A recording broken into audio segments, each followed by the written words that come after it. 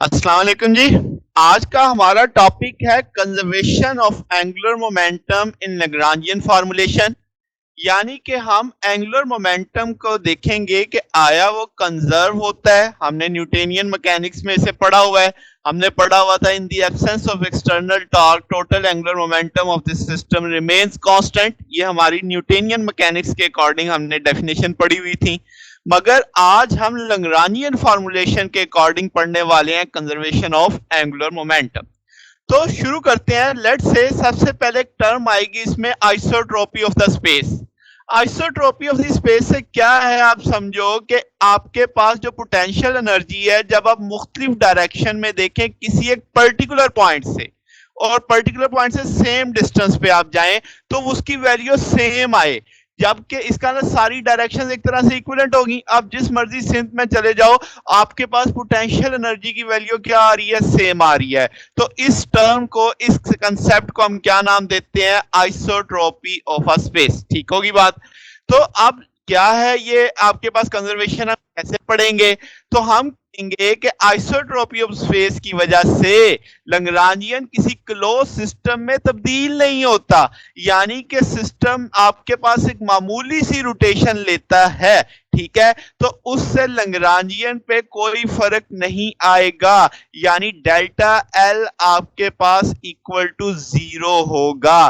ठीक है, that is L for Lagrangian. ये याद रखना है यहाँ पे, ये दो, अब चूंकि एंगुलर मोमेंटम को भी है हम एल से ही रिप्रेजेंट करते हैं, तो अब यहाँ पे एल फॉर लैग्रांजियन हम अभी फिलवक्त लेके चल रहे हैं।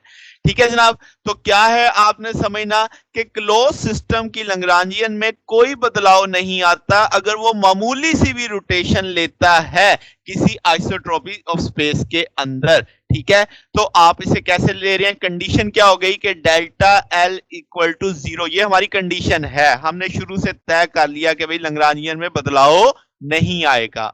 अब शुरू करते हैं ना, देखते हैं।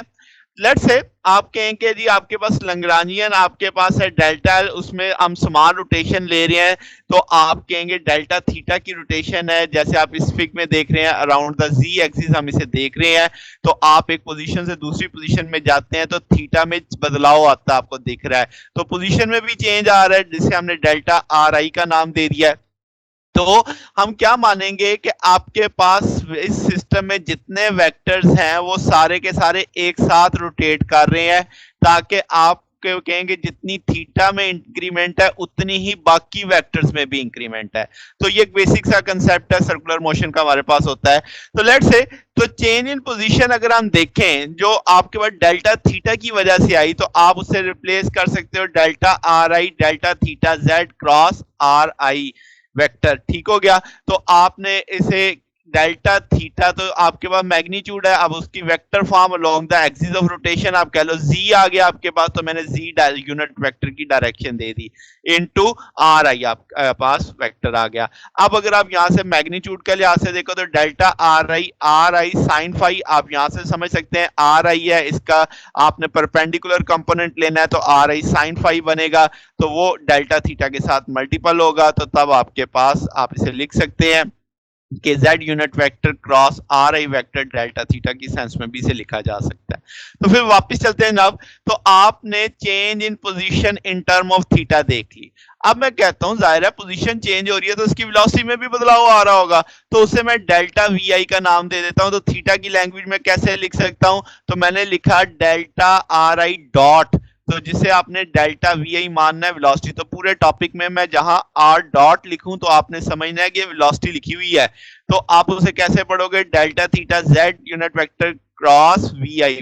समझ आ गई बात? तो आपके पास इधर भी आर डॉट आ जाता, तो आर ई डॉट आ, तो वो वेलोसिटी बन जाती। तो वही चीज आपने यहाँ पे समझी कि लेफ्ट साइड दोनों तरफ आपने टी के साथ डिफरेंशियल कर दिया है, तो वो वेलोसिटी बन गई अब आपके पास इस इक्वेशन को।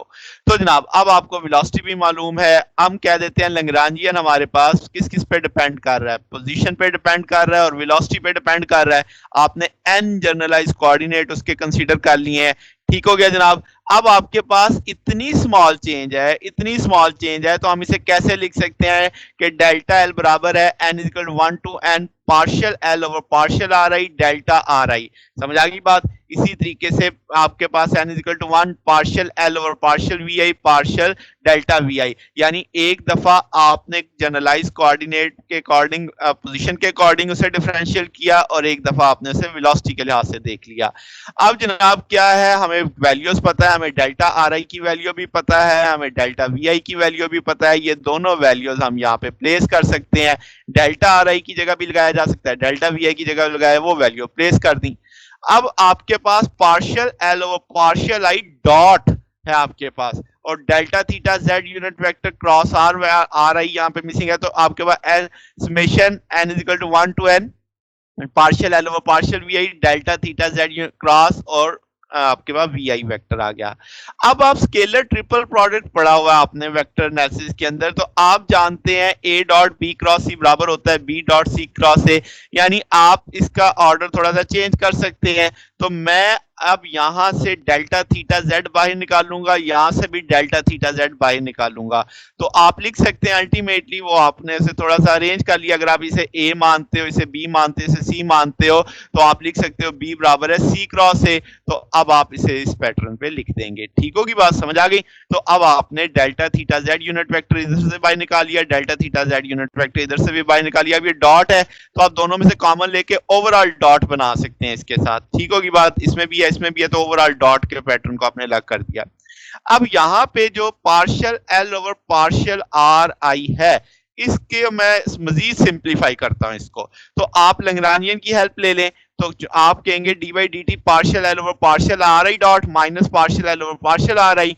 अब आपके पास क्या आर आई डॉट को हम वेलोसिटी की लैंग्वेज में नहीं लिख सकते? मैंने शुरू में कहा कि ये वेलोसिटी है, तो क्या आप इसे लिख सकते हैं D by D T partial L over partial V I minus partial L over partial R I. अब ये नेगेटिव का है, दूसरी तरफ जाएगा तो पॉजिटिव में हो जाएगा। ये वैल्यू किसके बराबर आ जाएगी? Partial L over partial R I बराबर होगा D by D partial L over partial V I, जो यहाँ पे लिखा हुआ है। क्या हम ये वैल्यू यहाँ पे प्लेस कर सकते हैं partial L over partial R आई की? तो ये वैल्यू यहाँ पे प्लेस हो जाएगी। वो मैंने कलर चेंज करके नीचे लिख दिया कि भाई ये वैल्यू यहाँ पे प्लेस करके मैंने यहाँ पे लगाई है। अब अगर आप देखो तो यहाँ पे अब आप समझोगे इसे फर्स्ट फैक्टर और सेकंड का डिफरेंशियल, फिर फर्स्ट का डिफरेंशियल और सेकंड वैसे ही। फर्स्ट का डिफरेंशियल लो ना जरा, पार्शियल आप क्या लिखोगे डी आर आई बटा डी टी, और वो आपकी वेलोसिटी नहीं बनेगी। तो क्या ये एक तरह से प्रोडक्ट रूल नहीं बन गया आपके पास? तो जनाबे वाला क्या अब आप समझ गए कि यहाँ पे आर आई डॉट अगर आता लिखा जा सकता था, तो क्या वो माना जाता है कि फर्स्ट आपका फंक्शन, सेकंड का डिफरेंशियल, फिर फर्स्ट का डिफरेंशियल, सेकंड वैसे ही। तो आपने इसे इकट्ठा करके लिख दिया और डी बाई डी बाहर निकाल दिया कि भाई आपने D by D product rule के सेंस में इसे अलग कर दिया है। अब आप जानते हैं कि भाई डेल्टा थीटा तो जीरो नहीं है, हमें फिग में नजर आ रहा है कि भाई रोटेशन तो हुई है। तो आपने जो कंडीशन शुरू में की थी कि लैग्रांजियन जीरो होनी चाहिए, भाई डेल्टा एल जीरो होना चाहिए। तो अब डेल्टा एल जो है दो चीजों का प्रोडक्ट है, एक डेल्टा थीटा जेड और डॉट ये सारा फैक्टर। तो डेल्टा थीटा तो मैंने कहा जीरो नहीं है, तो इसका मतलब अगला हिस्सा जीरो होगा, ये सारा फैक्टर जीरो होगा। तो आपने डेल्टा एल जीरो करने के लिए इस सारे फैक्टर को मान लिया कि ये जीरो है। समझ आ गई बात? ठीक है। अब आपके पास ये सारी चीज जो है इसे आप एंगुलर मोमेंटम के तौर पे पढ़ सकते हैं, समझ सकते हैं। कैसे? आप देखें partial L over partial V I है, यानी आप लैग्रांजियन को वेलोसिटी के लिहाज से डिफरेंशियल कर रहे हैं। अगर काइनेटिक एनर्जी की सेंस में देखो तो 1/2 mv स्क्वायर, तो v के लिहाज से करोगे तो आपका mv बचेगा, मोमेंटम बचेगा सिर्फ इसमें। तो r क्रॉस mv, क्या एंगुलर मोमेंटम पड़ा हुआ है ना, तो वही चीज बन गई आपके पास। तो उसलिए इसे मैंने l वेक्टर से लिख दिया, दैट इज एंगुलर मोमेंटम। ठीक है। अब आपके पास ये सारा एंगुलर मोमेंटम है और इसका डी बाई टी क्या आ रहा है? जीरो आ रहा है। यानी एंगुलर मोमेंटम को डिफरेंशिएट कर रहे हो, जब आप डी बाई डी टी से सॉल्व कर रहे हो तो जवाब जीरो आ रहा है, इसका ये कांस्टेंट होना चाहिए। तो मैंने लिख दिया कि भाई एल क्या मानो? कांस्टेंट मानो, क्योंकि इसका डिफरेंशियल जीरो आ रहा है, किसी कांस्टेंट चीज के डिफरेंशियल जीरो आता है। तो समझ आ गई बात? तो ये चीज अब आपने मान ली कि भाई एल कांस्टेंट है। तो आपके पास ये एल वेक्टर एंगुलर मोमेंटम के लिए है, जबकि लैग्रांजियन को सिर्फ मैंने एल से रिप्रेजेंट किया हुआ है। ठीक होगी बात ये भी? तो अब आइसोट्रॉपी जो थी स्पेस की वो हमें बता रही है कि भाई एंगुलर मोमेंटम कंजर्व रहता है। तो angular momentum for close system of the particle remains constant, ये हमारे अब आपके पास डेफिनेशन आ गई for in isotropy of the space. अब जो आपके पास जो एंगुलर मोमेंटम है ये सेम जैसे एनर्जी और लीनियर मोमेंटम का कंसेप्ट है वैसे ही आपके पास इंटीग्रल ऑफ मोशन आ गया। अब एक चीज और भी बड़ी अहम है, बहुत अहम है, कि आपके पास जो एंगुलर मोमेंटम ये क्लोज सिस्टम के लिए आपने पढ़ा, अगर आपके पास हम कहें कि भाई इन मोर रिस्ट्रिक्टेड फॉर्म अगर कहें कि एक्सटर्नल फोर्स है तो आपके पास वो एक्सिस ऑफ सिमेट्री पे है, तो आप कहेंगे लैग्रांजियन फंक्शन इनवेरिएंट होता है सिमेट्री एक्सिस में, तो इसका मतलब लैग्रांजियन में चेंज नहीं आएगा। तो इसका मतलब एंगुलर मोमेंटम क्या रहेगा, कांस्टेंट रहेगा, क्योंकि डेल्टा एल जीरो रहेगा ना, क्योंकि लैग्रांजियन में चेंज नहीं आना। तो डेल्टा एल जीरो कंडीशन वही होगी जो आपने यहाँ पे पढ़ी थी कि delta L equal to zero, क्योंकि लैग्रांजियन में चेंज नहीं आएगा। तो एंगुलर मोमेंटम उस केस में भी कांस्टेंट रहेगा जहां पे सिमेट्री ऑफ एक्सिस होगी, ठीक है, एक्सिस के अलोंग सिमेट्री होगी। तो आपके पास इसका मतलब एंगुलर मोमेंटम वहां पे भी कंजर्व होगा। ये सेंट्रल फोर्स के जो प्रॉब्लम आएंगे ना जब हम केपलर्स लॉ और वो पढ़ेंगे, वहां पे ये बात बहुत इंपॉर्टेंट हो जाएगी कि भाई आपका जो लैग्रांजियन है वो सिस्टम वो सिमेट्री एक्सिस में तब्दील नहीं होता, तो हम कहेंगे वहां पे एंगुलर मोमेंटम कंजर्व रहेगा। तो ये हमारा आज का टॉपिक था जनाब। आपने देखा कि हमने एंगुलर मोमेंटम की कंजर्वेशन लैग्रांजियन फार्मूलेशन के अंदर पढ़ी। हमने देखा कि एंगुलर मोमेंटम कंजर्व रहता है। अगर आपको इसमें कोई डाउट हो, कोई चीज समझ ना आ रही हो तो नीचे कमेंट्स में पूछ सकते हैं। वीडियो अच्छी लगी हो तो वीडियो को लाइक कीजिएगा, दोस्तों के साथ शेयर कीजिएगा, चैनल को भी सब्सक्राइब कर दीजिएगा। अब तक के लिए इतना ही, बाकी इंशाल्लाह फिर नेक्स्ट देखेंगे। ओके, अल्लाह हाफिज।